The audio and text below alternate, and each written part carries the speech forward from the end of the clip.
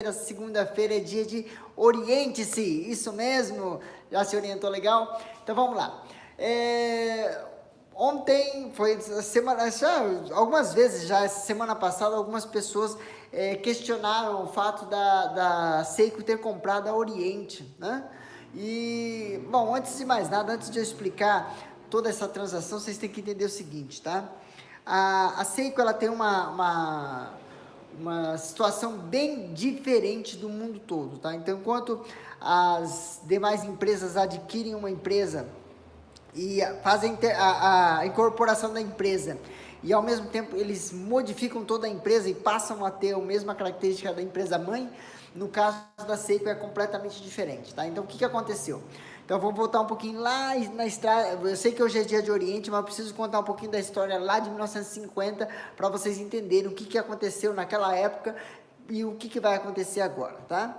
Em 1948, quando o Japão começou a se reerguer da Segunda Guerra Mundial e a Seiko conseguiu construir então novamente o seu prédio em Tóquio.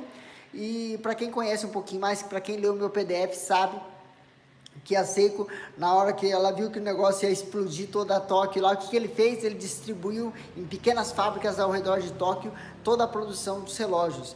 Então, com isso, teve várias empresas e uma maior que seria na cidade de Nagano, Nagano em Nagano. Nagano é um estado, né? Fica um pouquinho distante de Tóquio, tá? Mais ou menos uns 300 quilômetros, 400 quilômetros de Tóquio.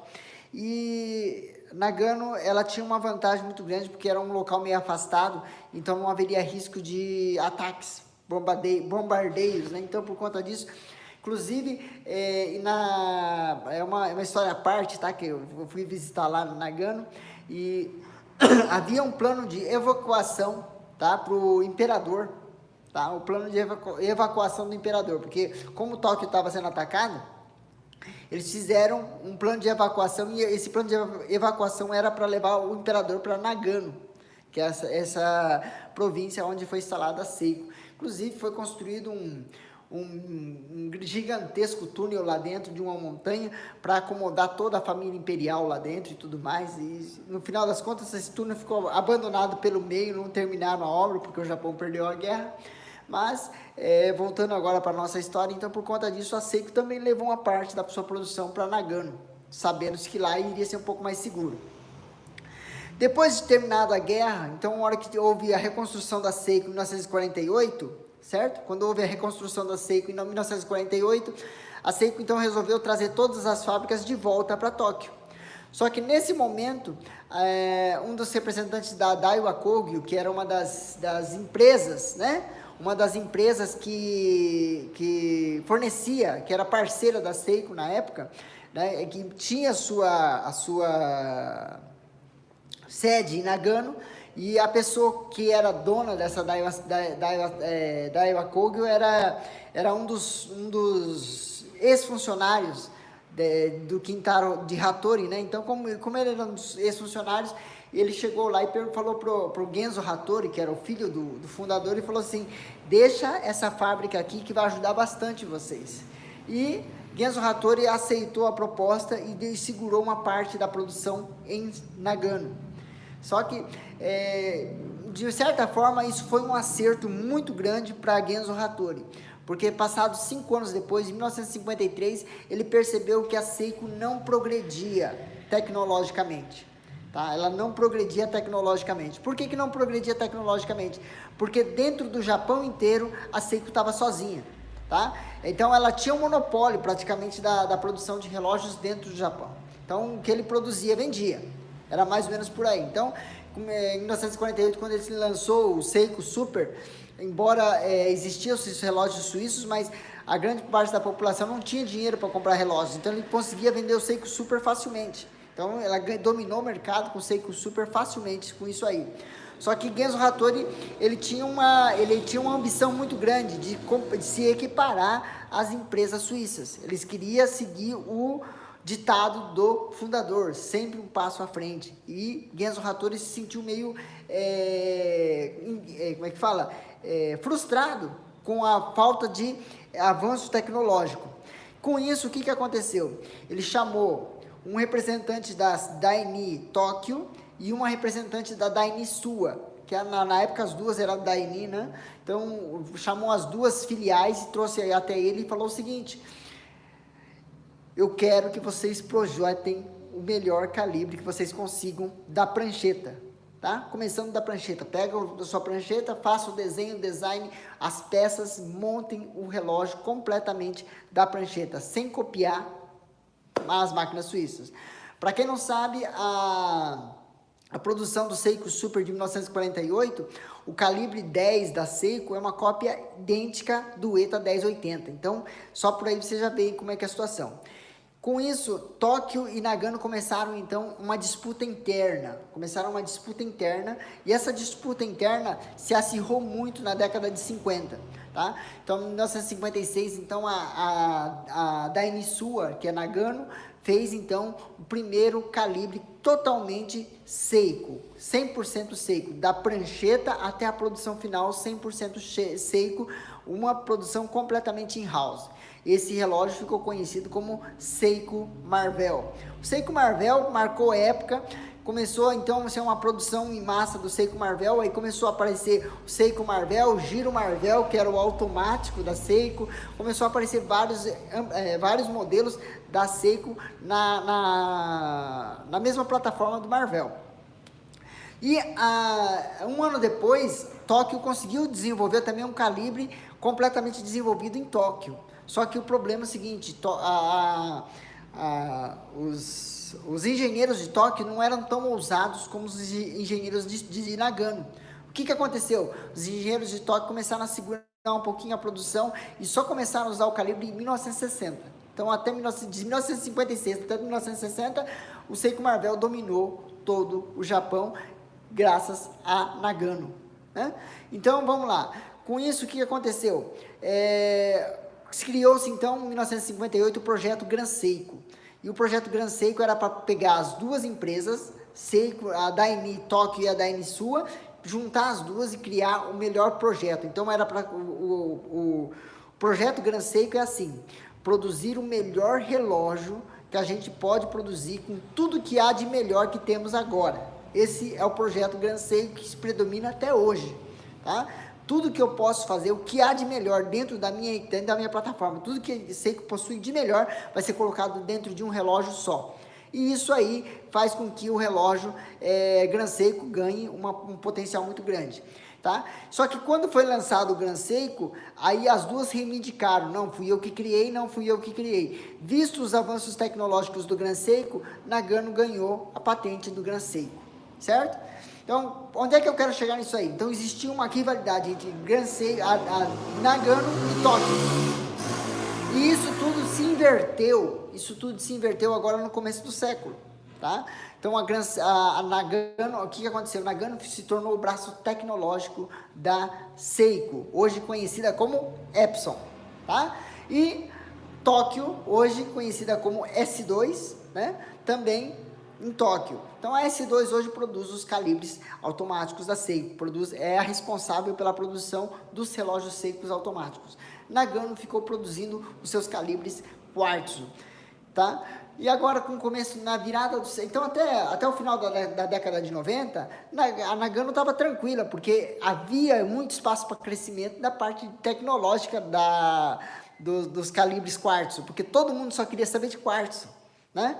Só que no virada do século, aconteceu uma virada muito grande. As pessoas começaram a procurar, então, relógios automáticos, certo? E Nagano ficou ele tinha um problema sério. Ou eu construo um calibre do zero, ou eu compro uma empresa que faz o calibre automático. Quem que é essa empresa? A Oriente. Então as tratativas começam na virada do século. E em 2002, Nagano, então, a Epson já adquire uma parte da Oriente em 2002.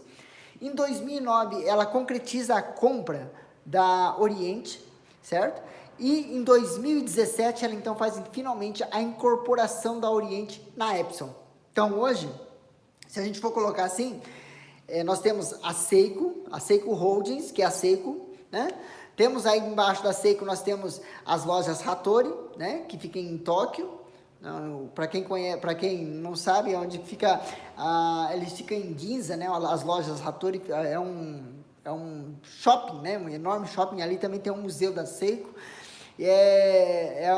No bairro mais nobre de Tóquio. Então, se você que pensar em um bairro mais, as lojas mais chiques do Japão estão ali em Ginza, tá? É o centro, como é que eu vou dizer? Centro comercial mais caro do Japão, certo? E a torre Hattori fica bem no centro ali, fica bem no centro de Ginza e é um dos cartões postais de Ginza, certo? Fora essas lojas Hattori, nós temos a S2 e nós temos a Epson, tá? A S2 e a Epson, elas são, ao mesmo tempo, irmãs, mas são rivais. São rivais e elas brigam o tempo todo para construir o melhor calibre. Então, essa que é a grande verdade. Então, a Oriente faz parte da Seiko? Sim, faz parte da Seiko, tá? A Seiko manda na Oriente? A Seiko relógio, a Seiko Watch, manda na Oriente? Não. A Seiko Watch e a Oriente Watch, tá? Então, a relógio Seiko e a relógios Oriente não são, uma não manda na outra. Existe uma holding, o mesmo nome Seiko, que sim manda nas duas. Então, existe um escritório central e esse escritório central manda tanto na Seiko Relógios, como também na Oriente Relógios. Elas são obrigadas a partilhar a sua parte tecnológica, porém, o desenvolvimento tecnológico, cada um é por si, certo? Então, quando uma delas desenvolve, como desenvolveram, por exemplo, o polimento o Zaratsu, né? A outra também teve acesso a essa tecnologia. Quando uma conseguiu produzir o calibre Marvel, a outra teve a possibilidade de pegar esse Marvel e utilizar esse Marvel. Então, com isso, existe ao mesmo tempo que existe uma troca de tecnologias, também existe uma acirrada rivalidade entre as duas. Então, se você disser assim, então a Oriente agora é Seiko. Não, não é Seiko, tá? A Oriente é a Oriente, a Seiko é a Seiko. São duas empresas rivais. O que aconteceu agora? Então, com a chegada da Oriente dentro da Seiko, tá? Dentro da holding, né? Dentro da Seiko, o que está acontecendo agora? Nós estamos vendo um rápido aumento de precisão dos calibres Seiko. Tá? Os calibres Seiko estão ficando mais precisos. Tanto é que a gente ouvia falar muito de calibre Seiko dando 15, 20 segundos por dia. Tá? Hoje, até 25 segundos por dia. Hoje já é difícil de ouvir falar isso. As pessoas falam de 15, 10, até menos de 10 segundos por dia. Então já começa a ter um certo repasse da Oriente para a Seiko em questão de know-how, de precisão de calibres. E ao mesmo tempo, a Oriente começa a pegar também um pouquinho do know-how da Seiko em questão de design. Tá? Como é que isso reflete? Quando a gente pega um relógio igual a esse aqui, eu vou mostrar para vocês, quando você pega um relógio Oriente, vamos buscar aqui, olha, como esse modelo aqui, vamos pegar dois modelinhos aqui básicos para mostrar para vocês, tá? Olha só, eu não preparei nada, tá? Eu tô fazendo tudo isso aqui, hoje foi meio corrido, não deu tempo de preparar muita coisa, mas quando você pega um relógio igual a esse aqui, tá? Produzido pela Oriente Epson, olha só o acabamento, o cuidado do acabamento da caixa, o polimento, como é muito bem feito, certo? O acabamento das quinas, muito bem feito, tá? Nada faz lembrar os antigos Oriente. Então, quando você pega um relógio igual a esse aqui, com ele buscando toda a história da Seiko, da Oriente, né? Da década de 60, né? O modelo Weekly de 1965. Você pega um mostrador Jaguar Fox da década de 70, né? E todo um acabamento e um design produzido igualmente pela Seiko, a gente vê que a Seiko tem feito muito bem para o Oriente. Olha só esse outro modelo aqui, quando nós falamos, esse aqui é completamente, como é que fala? Com uma tintura bronze, né? Toda uma tintura bronze por cima, um revestimento bronze, né? Por cima. Já esse não, esse aqui ele é totalmente aço polido. Olha só o acabamento. Você consegue visualizar bem as quebras de quina, muito bem feitas nos relógios Oriente, nesses relógios Oriente que vem do Japão. Tá? E isso agora, isso aqui é produção, isso aqui são relógios de produção, esse aqui é de produção de 2020, 2019, 2020, tá? Então já 2 anos atrás. Esse outro aqui já é do ano passado, então a gente já começa a ver também um aumento da tecnologia na questão de acabamento de caixa da Oriente. E de onde vem tudo isso? Do know-how Seiko. Tá? Então, quando eu disse assim, a Oriente e a Seiko são rivais, são rivais, continuam sendo rivais até hoje, tá? Só que hoje existe um partilhamento de know-how, tá? E um partilhamento de conhecimento entre as duas empresas.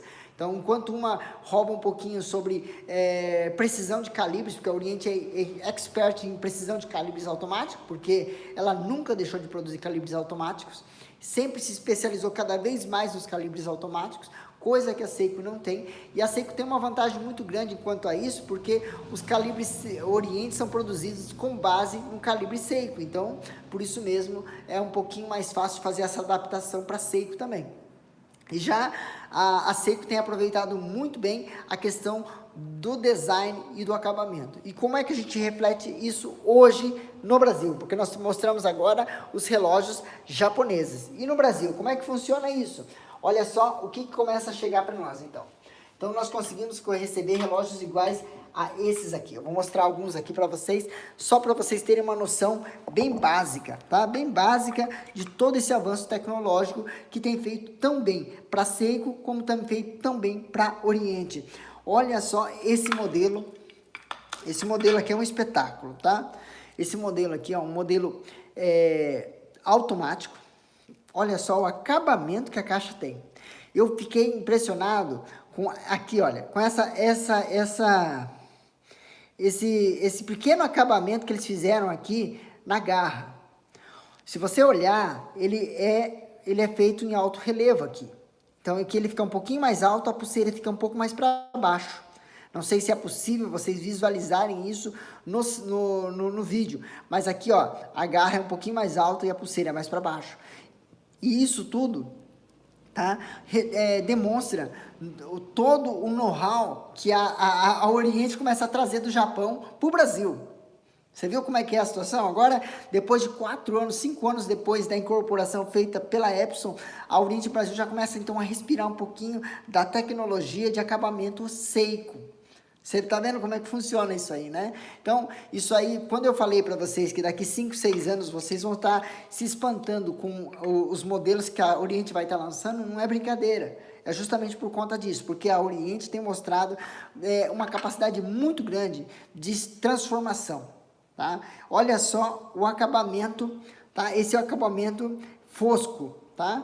Parece titânio, é aço inox, mas parece titânio, muito bem feito pela Oriente, um Oriente militar. São relógios assim que custam menos de R$1.000. São relógios que custam menos de R$1.000. O calibre dele é F49, excepcional. Nós temos visto relatos assim de pessoas falando que tá dando uma diferença de 8 segundos, 10 segundos por dia. Tá? 8, 10 segundos por dia. Se você pegar um calibre, às vezes 4R da Seiko, tá dando 15. Tá? Então, você vê como é que a precisão Seiko, a precisão Oriente é muito superior à precisão Seiko, tá? Outro fato interessante, não só a questão do militar, olha só esse outro militar aqui com pulseira de aço. Olha só o acabamento que eles fazem com um relógio, tá? Com pulseira de aço. É impressionante, tá? É impressionante o que a Seiko fez bem para Oriente. Então, quando vocês dizem assim, a Seiko comprou a Oriente, comprou a Oriente, mas não foi a Seiko Relógios, não foi a Seiko Watch que comprou a Seiko, a Oriente. Quem comprou a Oriente foi a Epson. A Epson é o braço tecnológico da Seiko, tá? E por que é que elas fizeram isso? Justamente porque eles estavam sem bala na agulha para brigar contra a Daini, contra a Seiko Watch, tá? Então a Seiko Watch e a Epson são rivais. Tá? E a Seiko, a Epson não tinha mais calibres automáticos para brigar contra a Daini, né? A Seiko. Para vocês terem uma noção direitinho, na década de 60 nós tínhamos o calibre, agora me fugiu, o calibre do Capitão Willard, 6105, se não me falha a memória, fazia parte de um grupo. O outro era 6139, 6119, já fazia parte de outro grupo. São dois calibres diferentes. Tá? Então são duas empresas diferentes produzindo e eles trabalhavam assim meio misto, mas era bem interessante a atuação é muito importante, né, a atuação do escritório central, que fazia todo esse contrapeso ali para que não houvesse um racha na empresa, né? E graças a essa rivalidade aí que a Seiko hoje é o que é, tá? Porque na década de 60, quando houve o grande boom que a Seiko cresceu tanto, né? Foi graças a essa rivalidade. Por quê? Porque a Seiko não tinha a rivalidade da Suíça. Eles não sentiam a rivalidade da Suíça, porque eles estavam em outro patamar. Enquanto a Suíça estava aqui, a Seiko estava brigando aqui embaixo. Então aqui embaixo era domínio total da Seiko. Só que a Seiko tinha a ambição de chegar aqui. E ela chegou. Ela chegou na década de 60, batendo de frente, construindo o calibre quartzo, construindo o calibre cronógrafo, construindo os relógios diver, né, de mergulho. Então eles bateram de frente com a Suíça nesse ponto. Agora, quando chegou agora no começo do século 21, nós temos então a Daimi Tóquio crescendo muito no âmbito dos relógios automáticos e a Epson ficando para trás. Por que a Epson ficou para trás? Porque ela estava apostando no calibre Spring Drive. Só que para apostar no calibre Spring Drive, nós tínhamos um problema sério. Por quê? Porque o calibre Spring Drive foi para quem? Foi para a Gran Seiko. Então hoje a Epson precisava de um calibre automático e eles foram pedir ajuda para Oriente. E a Oriente hoje é um sinônimo de relógios automáticos. Apesar dela não ter nome com o mesmo peso de nome que a Seiko tem na Europa ou nos Estados Unidos, até mesmo no Brasil, né? Os brasileiros torcem o nariz quando diz Oriente, mas a gente tem que ser muito, sincero em dizer que a Oriente hoje é um dos melhores calibres em termos de custo-benefício do mundo. Valeu? Pessoal, não sei se vocês gostaram, não sei se deu para entender. Hoje eu sei que o papo é Oriente, mas preciso explicar como é que funciona a Seiko para te mostrar como é que vai funcionar a Oriente a partir de agora. Então a Oriente, a partir de agora, ela começa a produzir relógios de forma independente da Seiko, porém com o know-how Seiko. Entendeu? Então é bem complicadinho de entender e ao mesmo tempo a Seiko também continua produzindo seus relógios Seiko, também utilizando um pouquinho do know-how Oriente. Então isso aí é muito legal, porque essa parceria aí tem que dar muitos frutos e a gente já começa a ver na questão de precisão. Hoje tive relatos, por exemplo, essa semana, de um modelo YN, o Open Heart, né? O Open Heart que eu digo é esse modelinho aqui, vou mostrar para vocês. Esse modelinho aqui, olha, esse modelo, aqueles dois modelos ali atrás, Open Heart, eles dando uma base de 8 segundos por dia, 8 segundos por dia, é impressionante, tá?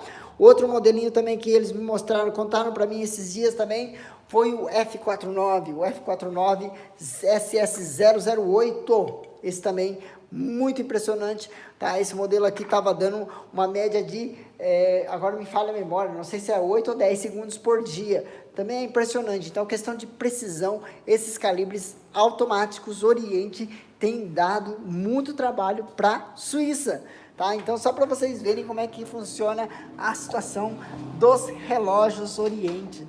Gostaram da live? Gostou da live? Se você gostou, põe aí no chat. Fala aí, olha, gostei da live, Carlos, gostei. Olha, você faltou falar isso. Põe aí que a gente vai conversar.